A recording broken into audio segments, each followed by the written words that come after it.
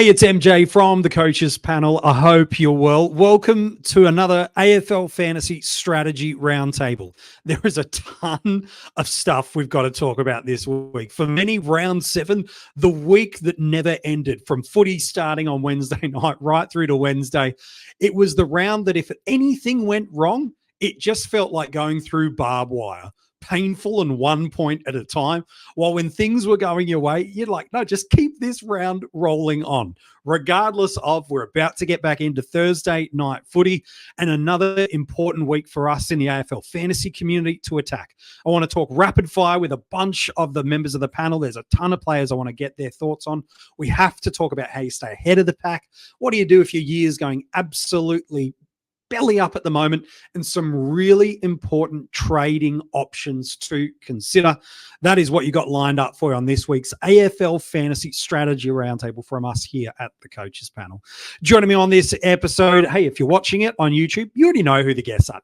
You're ahead of the pack, ladies and gentlemen. MiniMonk to my left, mate. Pleasure to see you. Is a tough week for a lot of people in the community last week. Some got through it unscathed, some limped to the finish line. But the good thing of these Thursday night games is we can have some optimism really fast around our AFL fantasy sides, can't we? Yeah, we can. You should have given me a trigger warning at the start. You're bringing up the bad memories already. At least Max Gorn can't ruin my Thursday evening or Wednesday evening for that matter this week.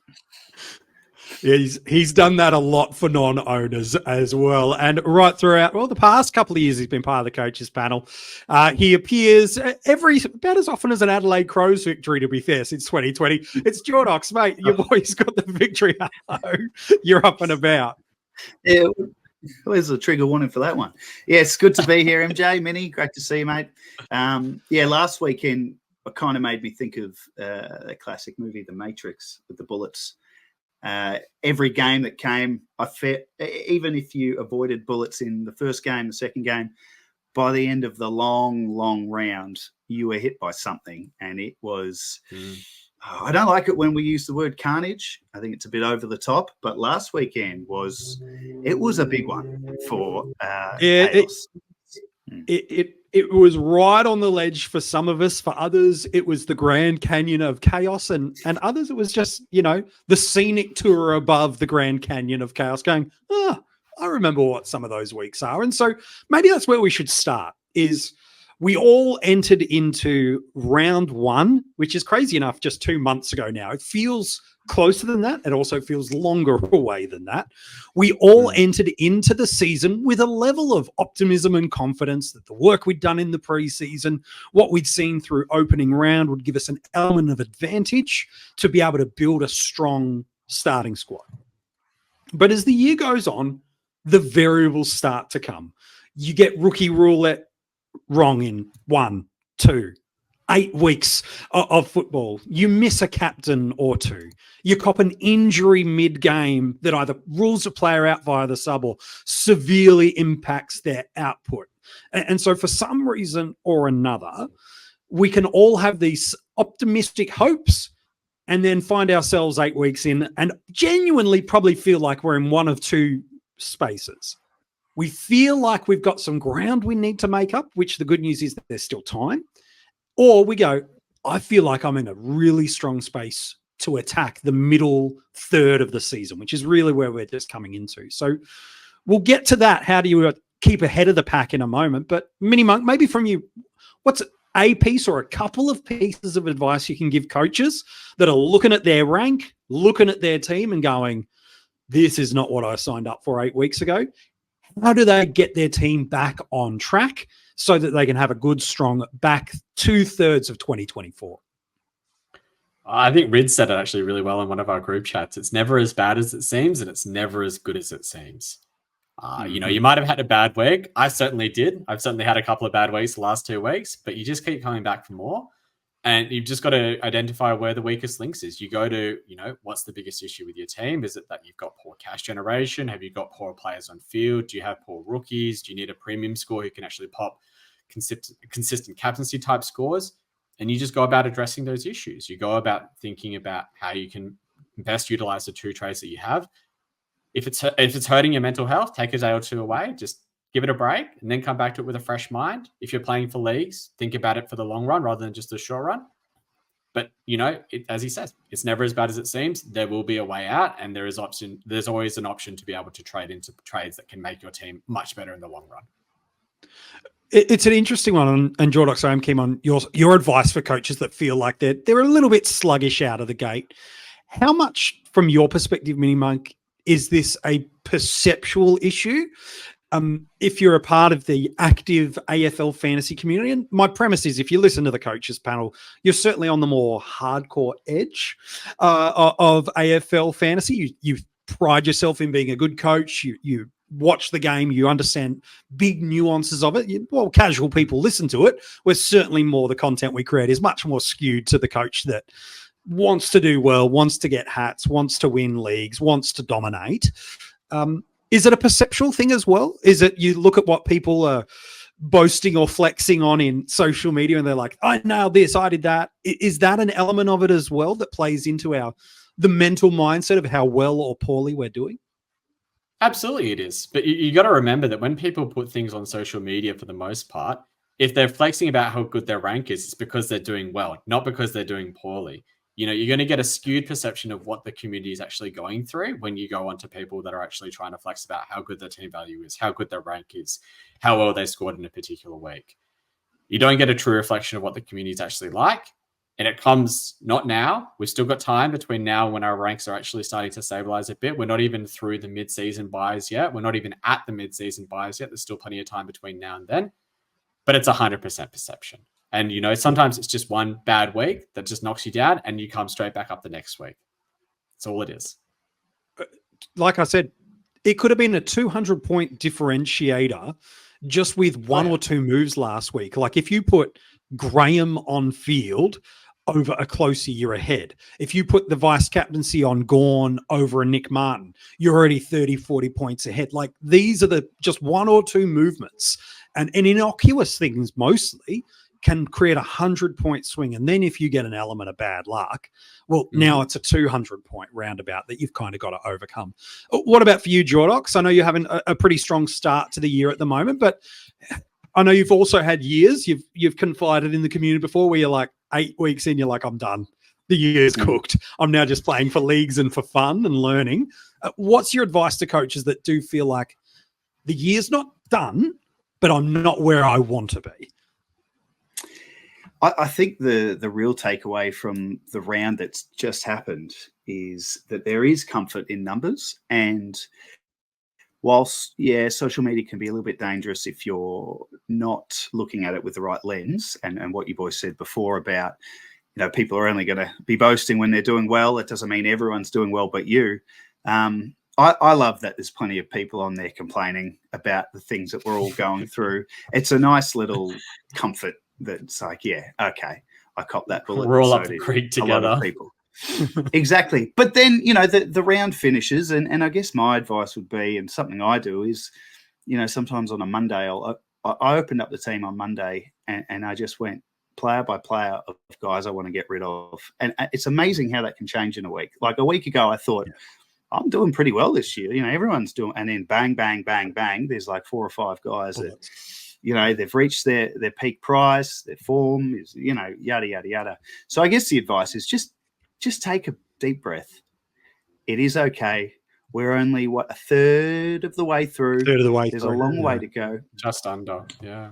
And I'm looking forward to this round because, last week was the first best 22 we'd had since Gather Round. Yep. Yeah, Gather Round. So it was going to be a real equalizer. But the amount of stuff and shenanigans that happened, I mean, how many people were editing their trades, Friday and then again Saturday? I know the 2 guys I traded out, I traded out on the Thursday because I had a Brisbane player coming in. By Saturday, both the guys I traded out were back in. And now I'm looking at them like, hey, I thought I got rid of you last week and you're still there. So, look, last week was really one out of the box in terms of chaos. We're still in best 22. And I think back in the work you've done this far, pre-season, the 8 rounds we've had, just back yourself in. And don't forget the buys are around the corner, the real buys, the multi-buys. And historically, they're when the whips really get cracking. So don't be too worried about your rank just yet. Be more concerned about how your side is shaping up. And that's the key thing, isn't it? We know some teams at the moment, luck isn't the only definer to find where you are with rank. Even to have a good rank now, you've got to have a level of skill in it. But there are teams that are not really focusing on bench hygiene, which is about making sure you're spinning over that cash generation that's not popping on the field, which right now you're not seeing the benefit of that. But in 5 or 6 weeks' time, when your upgrade cadence is a week or two ahead of the pack, any 50-point, 100-point, 150-point separation you've got right now, you can amend. Buy structures, people have thought about the first 6 weeks of the year, but have given minimal to no thought about what the middle 4 weeks look like outside of, I probably should have a Port Adelaide or a Fremantle player in my midfield. That's politely the element of thought that a lot of coaches have put into the buys this year because we were so focused on navigating early days. So I think you boys are both right that there is a ton of things that if you are slow starting, rookie roulette's being unfair to you, 1 or 2 miscaptains, 1 or 2 injuries, or just a couple of starting squad guys didn't quite nail, man, you can still very, very easily make up 200 points a week at the moment. And that is thousands of ranking spots, depending on where you sit. So it's very, very easy if you do find yourself in a bad spot. But let's look at the reverse of that. Some coaches are in a really strong spot. They've nailed those early selection calls. Those 50-50 premium picks have worked. That rookie roulette, do I put Graham on field this week or Closey? No, they nailed that. Should I bench Gallagher? The answer's almost always been yes. But getting all those things right every single week or most weeks has put you in a position where now rankings-wise, you're comfortable. Team value-wise, you're sitting pretty. Injuries you've largely avoided, and you haven't had anything that's forced your hand to change drastically too much, either your upgrade cadence or your ability to flip a few magnets that you want. So let's go the inverse for coaches then, MiniMonk. Those that are strong in position, both in rank, in team value, in trade planning, how do they stay ahead of the pack? Because there's nothing worse than starting strong and then just every week after like rounds 8, 9, and 10, you just watch yourself dropping away, 300, 500,000 spot ranks every week. That's even more frustrating sometimes than just spluttering out of the gate and never really getting started. How do coaches stay ahead of the pack, man? I think you got to look at your team and be genuine in your assessment of it. Where is your weaknesses in your team, and how do you compare your team to the teams that are around you or at the higher ranks as well? If you're a couple of 100,000 shorter on team value compared to them, that might be a premium in a couple of weeks' time compared to a mid-pricer that you have in your team. If you're equivalent, but there's one player that you've really gone as an antipod against for the majority of the season, do you want to match up on that? Or do you want to try and find the next player instead who can actually help you take more separation away from them? Is there a popular player that you want to jump off of this week instead of actually going for the typical 1 up, 1 down with your rookies that you're looking at? And can that be a way that you leverage your advantage as well? It's just about having that really honest conversation, I guess, with yourself about what is the best move to make for my team in order to improve it, not only for this week, but for the future. And what am I going to be doing that's different compared to the teams around me if I want to improve because I don't think my team is as good as them? Or if you think your team is good and you want to try and further it better, how can I make that separation away from them and continue to press the advantage that I already have? Yeah, it's good. Anything you want to add into the mix of that, Jordox? Yeah, well, I haven't been too far ahead of the pack too many times, certainly not as much as Minnie has. But I do think it's an interesting balance between, if you've got a good lead or you've got a good spot, about being defensive versus continuing to do what put you in that spot in the first place. So yeah, I think that, honestly, you need a crystal ball. And when I say a crystal ball, obviously none of us have that. But we do all have those moments where we see something or we think something and not everyone's talking about it. And we know the game. We've been playing it for years. We've been watching footy for years. When you have a moment and you know it, you need to have courage to jump on it. And I'll give you an example. The last time I was on the pod a few weeks ago was when Sean Darcy was back. And I remember thinking that I had this crystal ball moment where I thought, I have to get rid of Luke Jackson this week, because once Darcy's in and he struggles, then everyone else will trade him out. That's how I can be ahead of the pack. I didn't do it. I had other things going on, and I didn't trust my instincts, and I didn't have the courage to follow what I thought I could see. And now he's staring at me right now on the screen saying, you should have got rid of me, mate. Well, at least we know what one of your trades is probably likely to be this week. No, again, if things are it won't be, because there's 5 or 6 dudes who are still ahead of it. Yeah. Oh dear. Well, I think that's an interesting point to then jump to is there were some players in our teams that this time last week, much like you were alluding to there, Jordox, that we felt really, really comfortable about their long-term stability in our side, or at least the ability to hold for another 3 to 4 weeks as per the plan. And then there's a bunch of different players that for whatever reason have now got us a little bit uncertain. And I want to ask you this question. I'll work through some players in a moment, but the question is this: how do you know when you're jumping at shadows versus how do you know if you're acting and reacting faster than others? So players such as Tom Powell, I don't think anybody forecast him spending most of the game at half forward. Phillips gets subbed out and he does go back into the mids, but it does put a little bit of concern for coaches going, I've got a 95 forward, potentially a 90 forward. Now he's at a break-even point that I could start to lose some of the work he's done if this role holds. Dane Zorko moved to half back for a number of weeks. Looked like in that role he was dynamite scorer, made a ton of cash and banked a lot of points for us. And then for the first quarter last week, back at half forward, scored, I think, single digits in that quarter. But then from quarter time onward, moves back into that halfback distribution role. Jack Steele has looked like, up until a fortnight ago, the number one midfielder in terms of ceiling, consistency, and fixture was nice. And it still is relatively friendly for the Saints in many regards. And yet, when it looked like he had mummified his leg in that matchup against Port Adelaide, that left knee, it's like, oh, he's not kicking, he's not spreading, he doesn't look like anything. Rowan Marshall owners that knee injury that, again, the club have still not really said too much about what's actually going on. That's hurt coaches. Those are just a tip of the iceberg. Can you tell I own a couple of these guys? It's just the tip of the iceberg on a couple of these guys. And so, MiniMonk, how do we know when we're jumping at shadows and we just need to keep the faith on these players a little bit? Or are we waiting too long, as Jordox mentioned, and can sometimes miss that opportunity to get ahead of the pack? Help coaches to know what's the difference. It's very hard. And the real answer is, you know, in a week or 2 or 5 weeks' time, depending on how it plays out, you don't know how it's going to play out. We don't know if Tom Powell is going to end up back in the midfield and get 80% CBAs from here and for the rest of the season. We don't know if Dane Zorko is going to go back to half back. We don't know if Marshall's going to be fine to play, but plays and only gets a 60 or gets a 70 or gets subbed out when they're up by 40 odd, or if Jack Steele doesn't make it up, or if Connor Rosie doesn't make it up the shirt up. Like, there's a lot of things that we just don't know. And it comes down to a lot of your gut instinct with regards to players. You got to think about it. It's like, right, who went into the midfield mix for North Melbourne that meant that Tom Powell went out? It was Will Phillips? Yes, but it was also Jai Simpkin.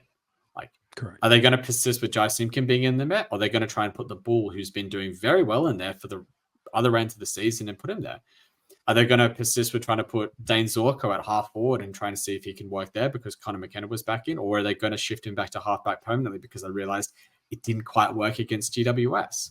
The other ones, you've just got to wait for injury confirmations from the club and trust them at their word. At the time of recording, Connor Rosie is available to play. Whether or not he plays, we don't know yet, and will play apparently. Sure. But should he be playing? Who knows? We're not the medicos at the club. But if he's playing, you're probably going to hold him because you really don't want to be jumping off premiums at this time of year unless you absolutely have to. Marshall and Jack Steele are both suffering with knee complaints. Marshall's apparently in doubt to play. Jack Steele had to train away from the group today.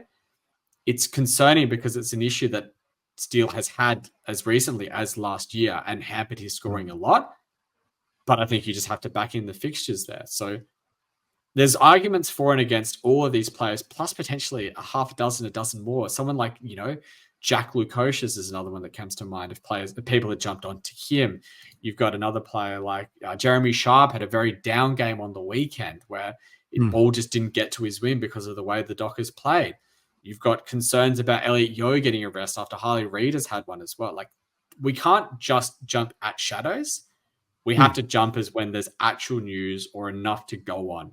Like, until we see the team sheets, if we see on the team sheets that, Will Phillips, Jai Simpkin are all in the team, that's when you're probably alarm bells ringing with regards to Tom Powell. But if you see that Jai Simpkin's named at half forward, Clarker comes out and says, we're going to try and put Tom Powell back in there, Will Phillips is out of the team, that's when you go, all right, well, let's just hold him from this point on. Feel safe. But yeah, you got to wait for as much information as you can. And then eventually you just got to back your gut in with regards to these calls.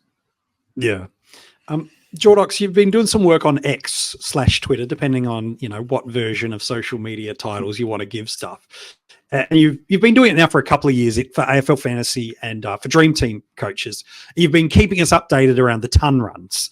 And specifically, one of the players that's on the ton run at the moment is Zach Merritt.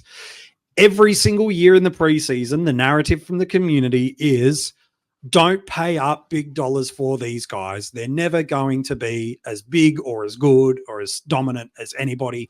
Don't do it. Don't do it. Don't do it. And then inevitably, most players do drip some value, but there seems to be at least one every year. 12 months ago, it was Clayton Oliver before his injury that was arguably not peaked price and outperformed their average and was dominant. You could probably put Zach Merritt into that mix. He's one of, a couple that have turned up every week. What is it? Sheasel, him, and yeah, Sheasel, Merritt. Yeah, they're the three. Yeah, it's been tricky to do the 100 club because of opening round and all the buys.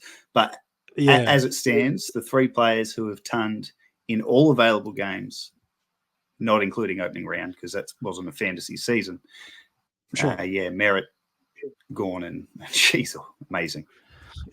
So talk to me about Zach Merritt, because I want to ask MiniMonk about another player in a moment that I think is really crucial. But arguably within $100,000, you've got, it's cheaper, you've got Tom Green. We'll talk about him soon. About 80,000 away, you've got Tom Green. Sorry, it's about 100,000 at Bontempelli. Similar sort of savings towards a Jordan Dawson, who was a great buy for people that did it. Zach Butters, from a buy structural perspective, is again about 100,000 there, but his break even's up at around that 120 marker. He hasn't, so certainly his break even's past what his average is at the moment. But I guess my question for you is this: with the consistency of tons that we know he can do, not just this year, but really since like 2018, he's been unbelievable for us. Probably earlier than that, to be fair. 2014, probably, if I'm honest.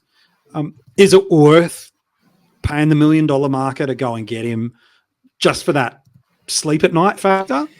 Or is it better to save the 50, 100K and hope that your Greens, Bonts, Dawsons, whoever's can get within earshot of him? What's your take on spending over $1 million for a guy like him? I think there's a place for it, a time and a place for it, and you can do it. I think with Merritt, I mean, it's incredible what he's done. But again, if you compare him to, say Tom Green, a few of those other guys who are right at the top there, you've sort of got to just forget the last 8 weeks, because all these guys at the top end can all do what Merritt's just done. They can. Yeah. And then on the flip of that, there's every chance. In fact, some people like to play the game by the percentages, by the averages, and playing the percentages which suggests that Merritt is due for a 90 because he's just gone ton.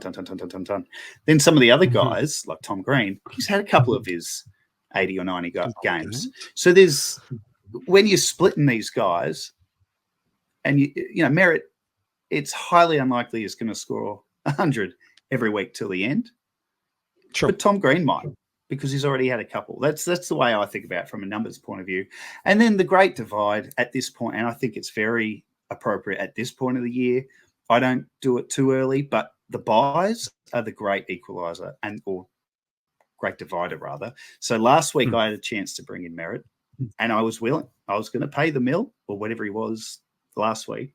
And then just right at the end, I pivoted to Dunkley because of my bias. I went ahead and looked and thought Dunkley is going to suit me better, knowing that the matchup was much better for Merritt last week. But that's the decision I made. And then Dunkley, what did he score? He hit a flat ton, I think. I mean, he could. Yeah, that was okay. I was hoping for more. 69 at the half, but anyway, not counting. But Merritt, it's risky paying a mill for a guy who's statistically due for a drop. And then you look at, okay, is it just fantasy numbers, or is Merritt actually maybe leading the Brownlow, leading the Essendon Best and Fairest? I haven't watched every Essendon game, but from the commentary, I'm hearing that he's added to his game. He's doing more than just, flying around picking up touches. He's a lot more. Definitely has. What would you say? Dangerous. More dangerous. Impactful, yeah. So good looking. Trying to make you say something. No. Yeah, no, he's a good looking rooster. But he is you threw me off now. He is flying. I think he's worth a mill. But just know that a 90 is around the corner, and it's just how it works. The longer they ton, the more likely that they'll miss one. Regression to the mean gets to us eventually. Yeah. West Coast this week, so I understand why people are looking at it hard, but then it does start to hit an interesting patch of games. It feels a bit yo-yo-ish. It's GWS. It's North Melbourne. Yo plays the West Coast. Okay. Yo-yo-ish, not yo-yo.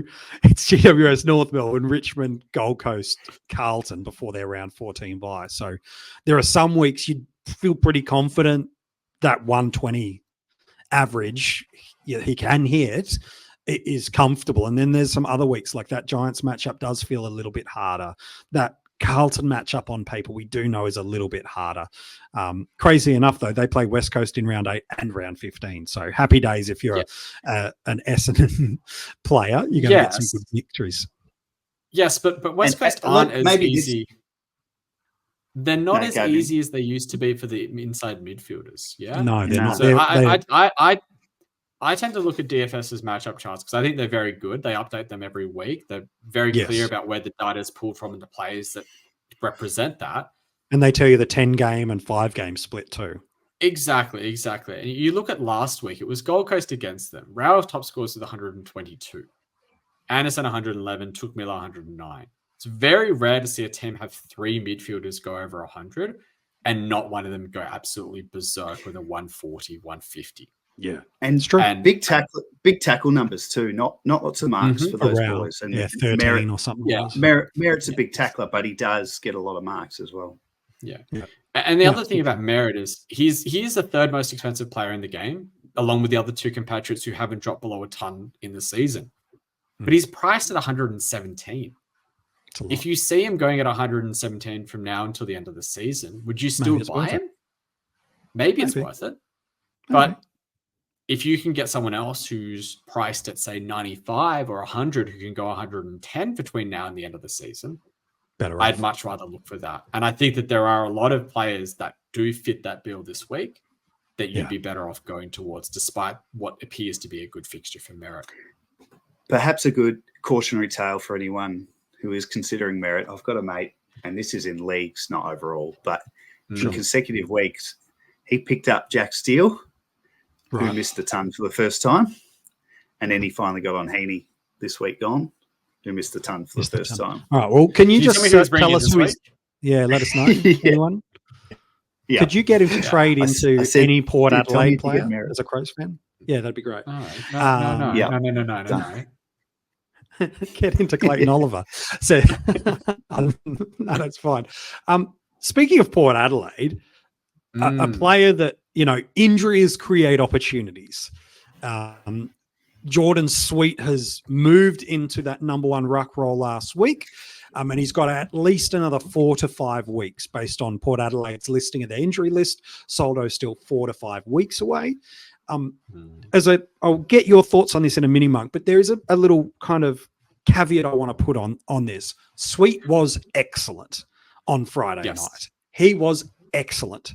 However, he was rucking against Caminiti, Owens, and a Rowan Marshall that couldn't run, couldn't jump, couldn't use any of his one-wood skill set around the ground and at stoppages to be able to be at his best. That said, Sweet did what he needed to do for us, which was score well, get his break even to a great spot, and now we find ourselves with an interesting junction selection. So I want to ask you a blanket statement, MiniMonk, and then let's work our way through all the nuances because it's never as simple and it's never as complex as we make it out to be. Here's the question. Is Jordon Sweet the best money maker available to us to trade into this week?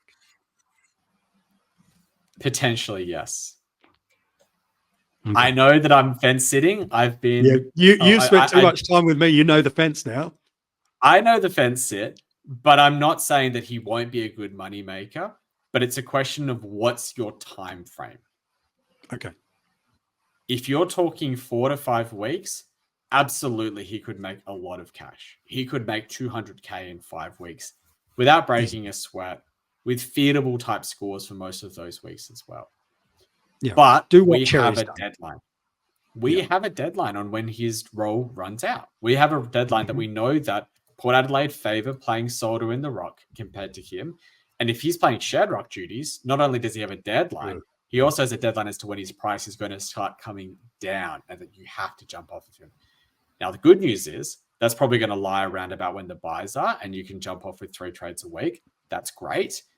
But he might not be the highest cash generator from now until, say, the end of the buy round. There might be a rookie who's priced at 250, 300K, who it's much easier for them to make 300K than it is for someone who's already priced at nearly 450K. Yeah, it is. So I'll throw a couple to you, Jordox, as well as to you, MiniMonk. There are a few hundred coaches. I don't know exactly, but there are a few hundred coaches, maybe more, that have got what we have dubbed the 3-headed ruck monster, Jordox. That is Gawn, Grundy, and Cherry. Is trading one of Cherry or Grundy just the absolute no-brainer gift of the season for them at this point in time? Just, you're not thinking of trading Gawn. Sweet's going to make you 400 odd K depending on the player. Is that just for you make that move, flick that on and off you go? Or for you, is it still a bit more nuanced that potentially there are other premiums and, as MiniMonk's mentioned, other value options that could make you more money? Or is it just don't even consider it, move one of them on, get Sweet, next trade, please?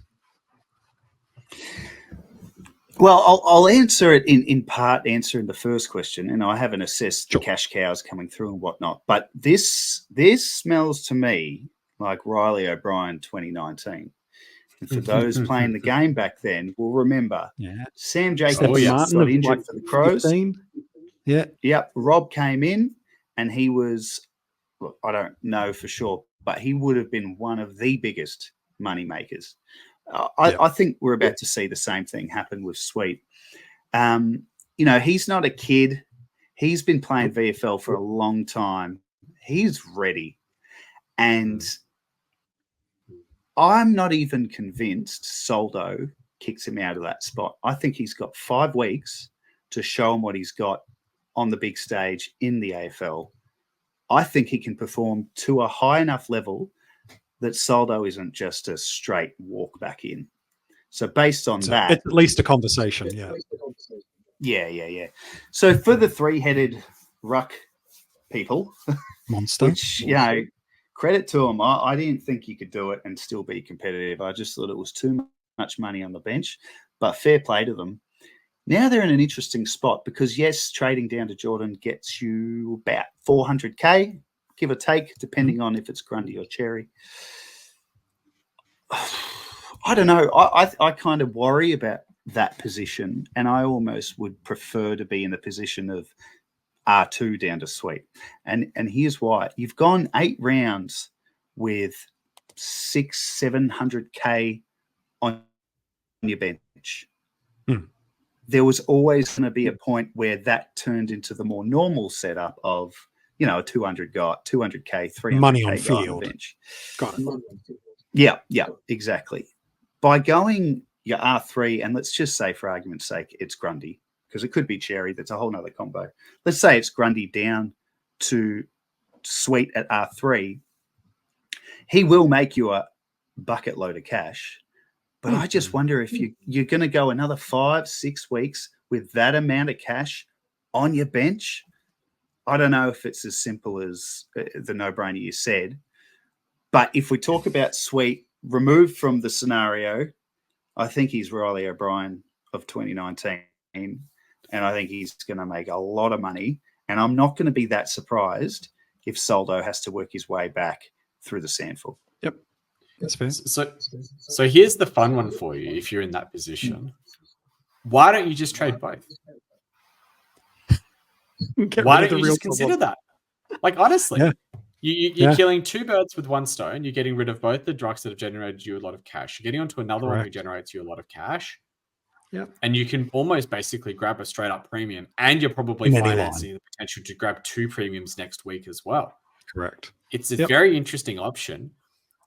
I think so how would you do it? Talk me through it. So your R2 would go to Sweet, and then your R3 would be swapped. Well, I think a lot of them are running an R3 or an R4 even. Say it's like a Livingston or a Barnett or someone that they've been using as a ruck forward loophole.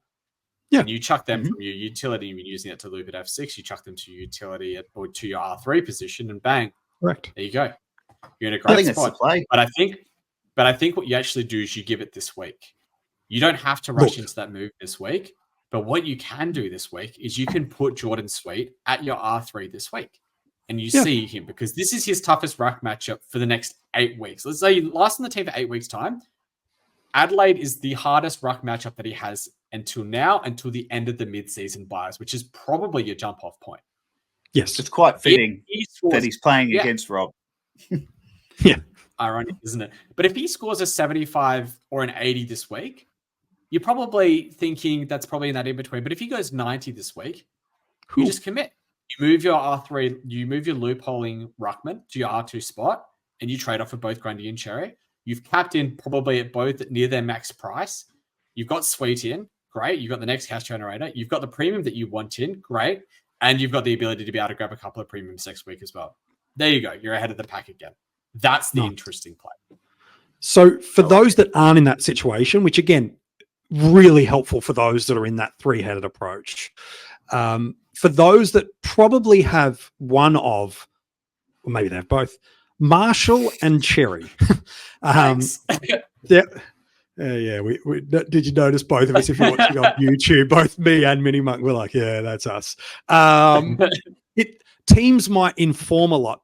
And again, that edit feature that Jordox mentioned, at the start of the episode, you might be trading out, Cherry, and all of a sudden you're like, nope, stuff it, it's going to be Marshall, and away you go. But for coaches that, if you don't have anything other than Gawn and English at R1 and R2, you're looking at Sweet. I think that's the honest statement. Unless you've got those two locked away at R1, R2, you're looking at it. So again, I know fence sitting is a popular sentiment, and I'm sorry that I've started it. But for those that have Marshall and Cherry, because it's different for those that are Gawn and Cherry.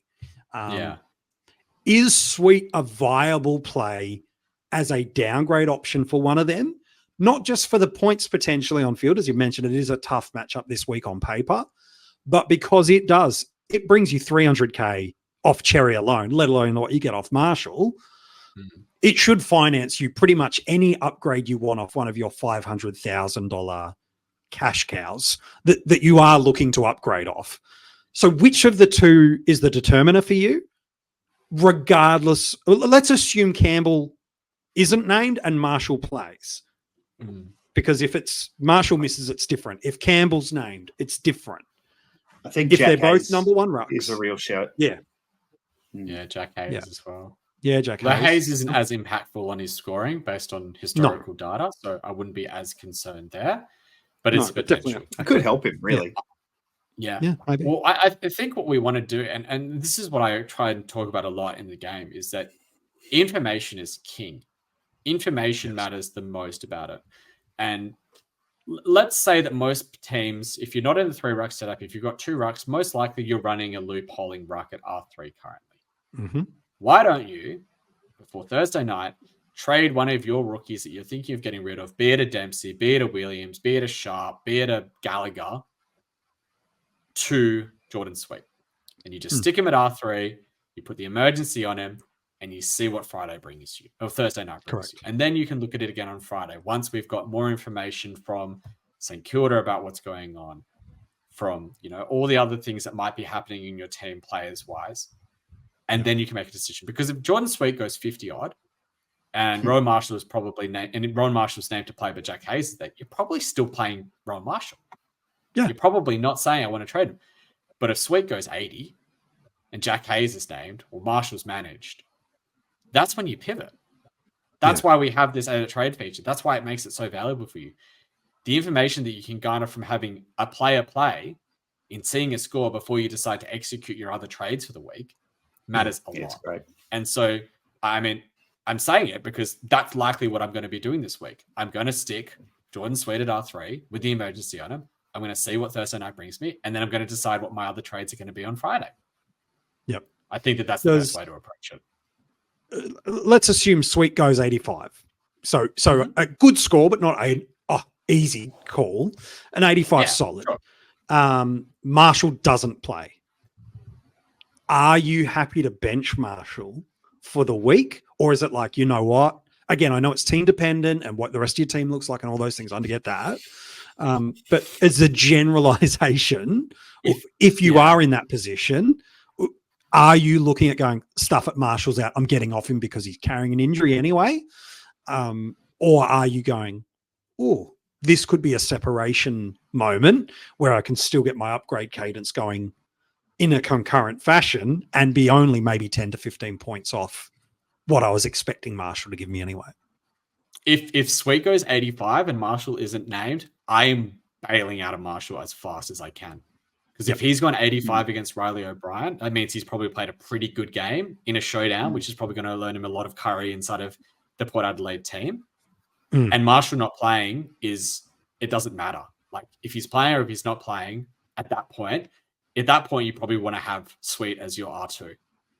Yep. And so if you can say, I'm getting rid of Marshall, I can get to whichever player I want, be it any line, any premium you want, basically, except for maybe to Sheasel or to Gorn or to, but you're not trading into a Ruckman anyway. So let's say it's to Sheasel or to Zach Merritt. You can basically get to any other player you want.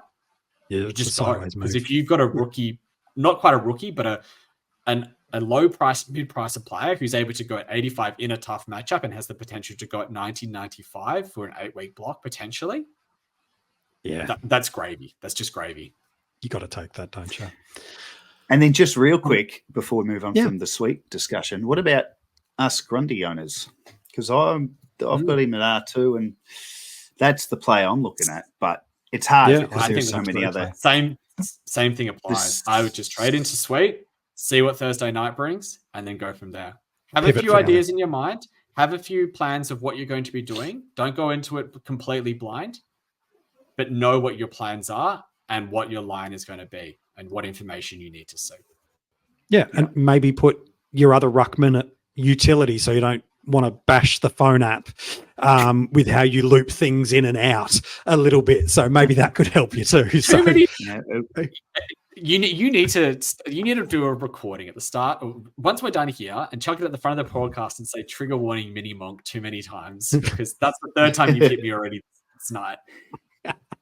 I'm using insider information way too much. Maybe I'm at that point in my fantasy season where I find my greatest joy at poking the bear of MiniMonk. Maybe that sums it up. All right, rapid fire. I want to give you about 7 player names. I will take it in turns for you, lads, and give me your take on whether or not they are viable plays. Don't tell me team dependent. Tell me rapid fire. I'll ask a more potently direct question to force a better out. So my question for you, Jordox, is this. Can Bailey Dale be a top 6 defender from here on in, given he's gone absolutely bonkers for us over the past 2 weeks? Can he and will he go 95 plus from here on for the rest of the season? Can and will. He's the guy I'm looking at this week, although this Big Sweet call. talk has got me thinking about Sweet. But Bailey Dale, I know it's rapid fire, but I just got a few points on him. First of all, Please. in drafts, I think he's going to be the draft pick of drafts, because if you can remember back to preseason, there was talk of him playing forward. So he would have gone down all those draft orders, and now look at him. So the reason I'm so confident is I've seen these two big scores, and I thought to myself, don't react to the scores like we sometimes tend to do. And I went back and looked. He's been solid. Apart from, I think, one game and the game that he was the sub, which put the rocket up him and is working. He had plenty of tons earlier in the year. So for me, at his price, I think he's the number one trade target this week. Maybe with Sweet, but the Sweet one's too complicated. Dale's more simple. No. All right. I like that. I love it. I love someone that's prepared to make a big call. So nice one from you. MiniMonk, is it time to go for Jeremy Sharp? He's done his job. Or is there 1 or 2 more weeks of money we can make out of Jeremy? Is it time to go or not just quite? I think they're two very separate questions. I don't think that there's much more cash to generate out of him, but I also don't think he's an urgent priority to get rid of. Yep, I think it's a fair shout. There's been 2 things to celebrate for Jordox this week. One, the Crows won a game. The second is they actually debuted someone. I think they might be the last AFL club this year to have a debutant. I might be wrong on that. So no, you're 100% right. You know you're having a good year when you get to round 8 and you're like, you know what we should do? Give a kid a crack here. That'll help you. No, I know you've been... Yeah, go. I'm triggering everyone on this episode. So my question is, he's playing in the showdown. We will know if he's the sub. If he's the sub, this question is null and dull and irrelevant. But if Dan Curtin dodges the vest to start the game, is he an option we can jump on this week as a downgrade option? I don't believe so. But let me quickly say, I'm in the minority of Crows fans. I'm actually glad they've waited till round 9 or 8 or 9 to debut him. Yeah. Anyway, that's not really the point of the podcast. Curtin you couldn't. I don't think. It's not really the way to do it. No, I agree. But it's bloody exciting that he's playing. Yeah. Okay, there we go. MiniMonk, Jai Caldwell versus McRae was a dilemma for a lot of coaches last week. Still got, I think it was 20-odd possessions on Anzac Day. Some in the community say he still had the role, so I'm going to back in my eyes. And others say, I'm a little bit nervous that I went to Caldwell and not McRae or Dylan Moore. So my question is, Jai Caldwell, is the role volatility that we alluded to earlier, is that real with Caldwell, or did he actually indeed have the role? What was your take on Caldwell and him moving forward from now? He didn't have the exact same role. He had a similar role, but he had a significant decrease in his CBAs. But he still was able to find his way around stoppages and get a lot of the ball. And he had a few things go against him, a few tackles that he could have got that got given as frees against, especially a couple late, which really did hurt him. And it was the difference between probably a mid-80s score and the 71 that he did get, which, if he got an 85, I don't think we'd be complaining about his score, about what he was doing. No. He lost the role, he lost the CBAs, I should say, to Jake Stringer on the weekend. And Jake Stringer hadn't had more than 25% CBAs in a game until the weekend, when he went 75%. He was the second highest CBA midfielder behind Zach Merritt, who is almost always going to be the highest CBA midfielder for Essendon. And he did a role, Stringer did a role standing next to their most damaging players. Typically, it was Degoe, giving him a lot of attention, making sure that he couldn't get easy ball. But they needed an inside mid who had the big body to be able to stand alongside of them and be able to provide that defensive pressure that Caldwell probably wasn't big enough to be able to do. If we look at their fixtures over the next 3 weeks, they have West Coast, probably not someone to stand next to unless they really want to put him next to, I don't know, a Tim Kelly, but not really the same type of player. Yeah.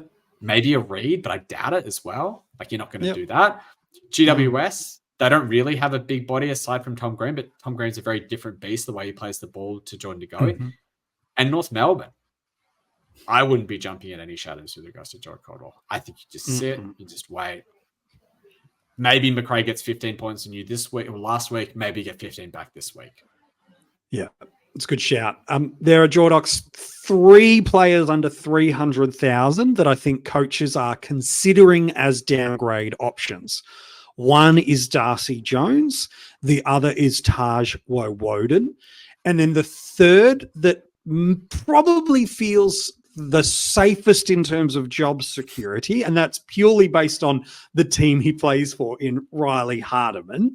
My question is this: of the 3 sub 300 downgrade, the 3 sub 300K downgrade options that are available to coaches this week, who do you think is the better job security? And who do you think is the better scorer? And are the two one in the same? That's a complex way to say who under 300K should we be downgrading to. Hardiman's a good one. He had a nice role. I watched him close on the weekend. I think they were going to give him a run. They put him there and they put Fisher as the sub. So I think that tells you. I mean, I do have my concerns with North and Tom Powell is probably the main reason for that they are starting to flick the magnets around to try and get a result. But I think they brought this kid in for a reason, and I think he'll get a run at it. I do like Woden. I don't think he's a terrible option. I think he's one of those classic guys, even like a Kai Lohman who sort of had 3 or 4 weeks as a sub. We forgot about him, and then all of a sudden they get a full game and they can start making some cash.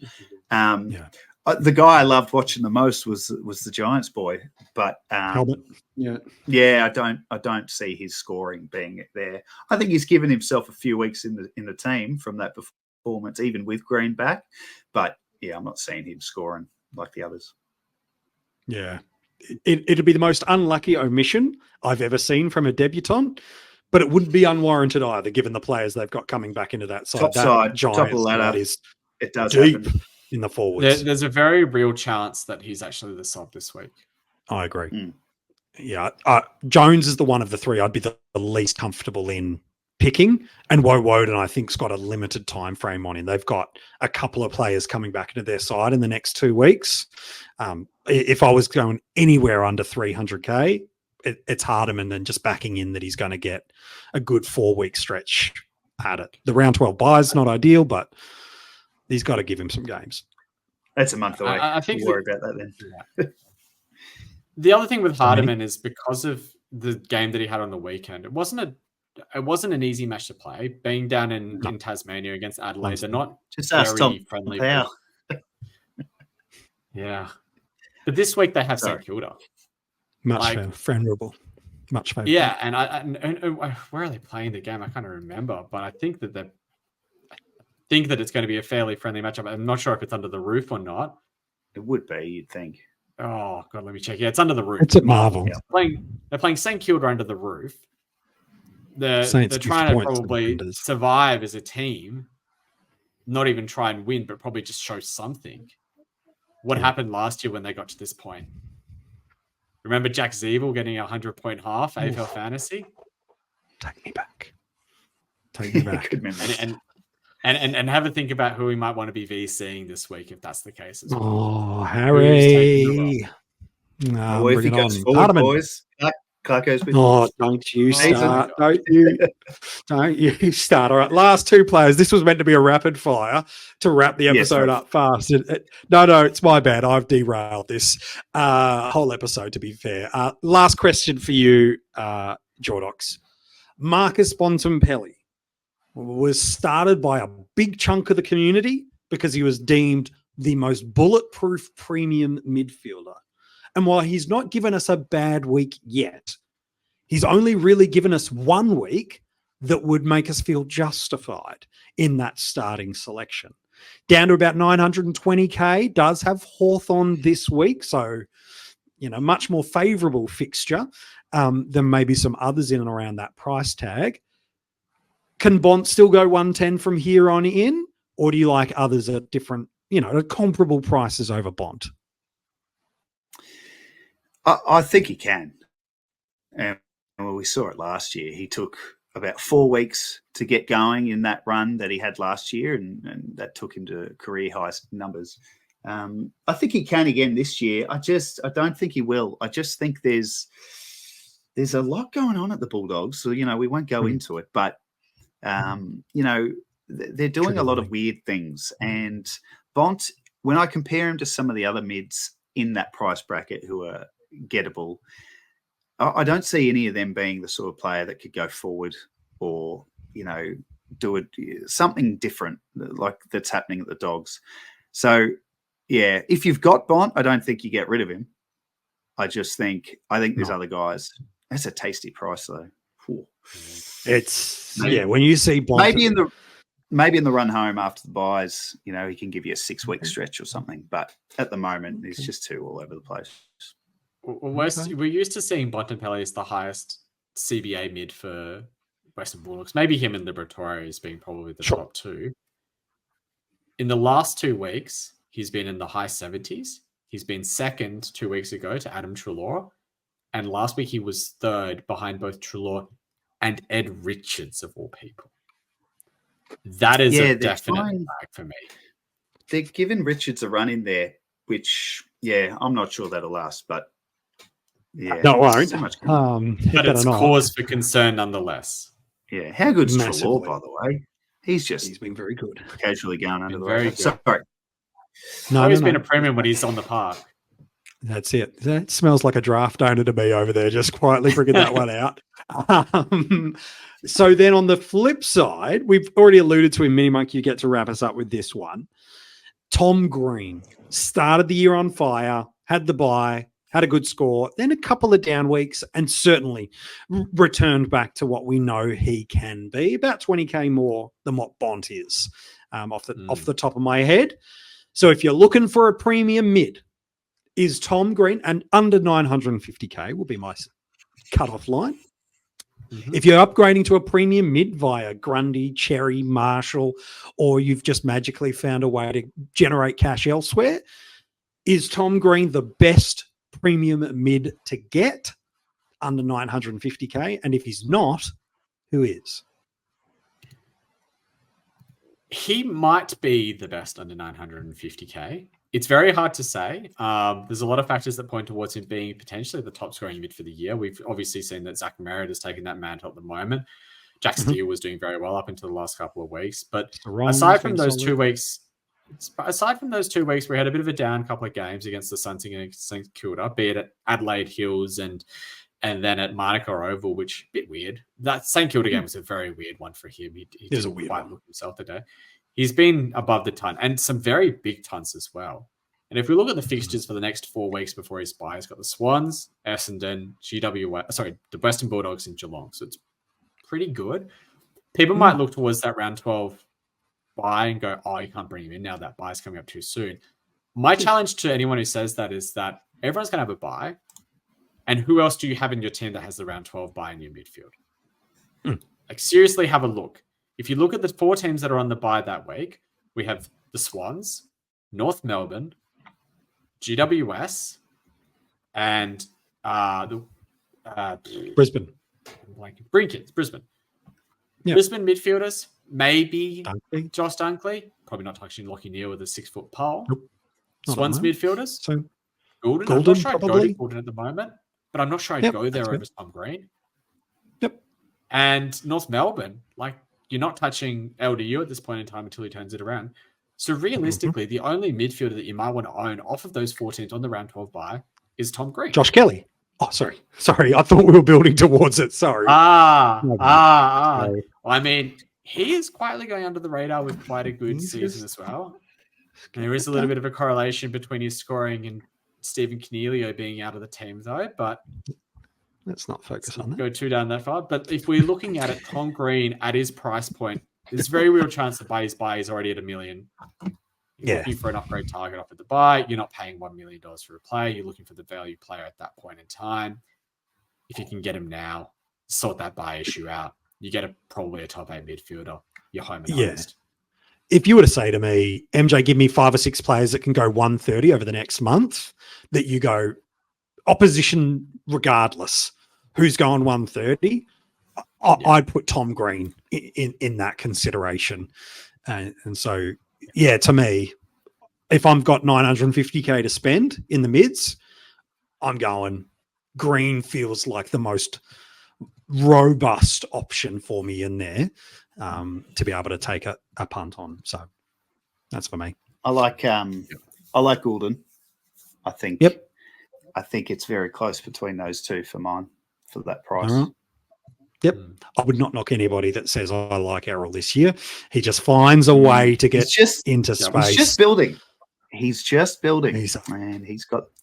to own. We all remember that from last year. That's for sure. Hey, boys, you've been absolute superstars on this episode. Jordox, always a pleasure, mate. I'm looking forward to hearing about how your team goes this week as well. Thanks for being back on the Coaches Panel podcast, mate. No worries. Great to be on, boys. Good luck this week. Thank you. And MiniMonk, you as well. The only way is up? Only way is up until it goes back down again. Well, the great men say it's never as bad as it seems. Nah, it's fine. You can't always have it go your way, and it'll be a long season, but it'll still be a fun one.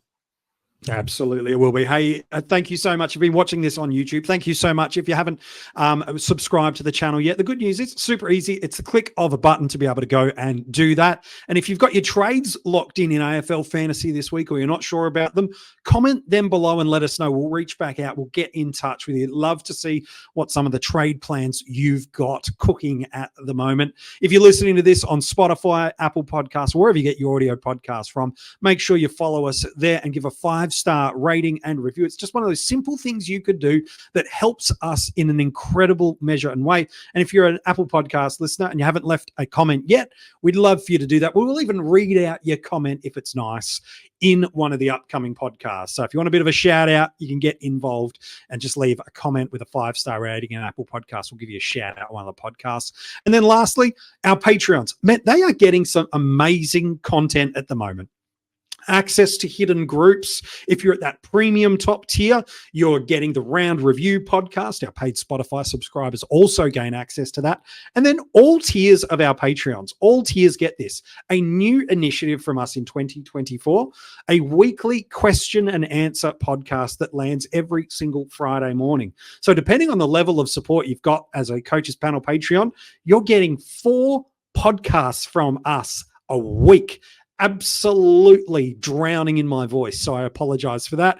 If you do want to get any of those accesses to become a Patreon to support us and get some of these bonus content elements, all the details for that, or you can follow us on social media, and every other link you need for the Coaches Panel can be found in the description of this episode. Hey, good luck heading into round 8. We hope it is kind to you. We hope your trades are favorable. We hope Rookie Roulette lands your way and that you nail an early week vice captain so you don't have to panic about who to put the C on a Sunday afternoon. Good luck, and we'll chat to you very, very soon.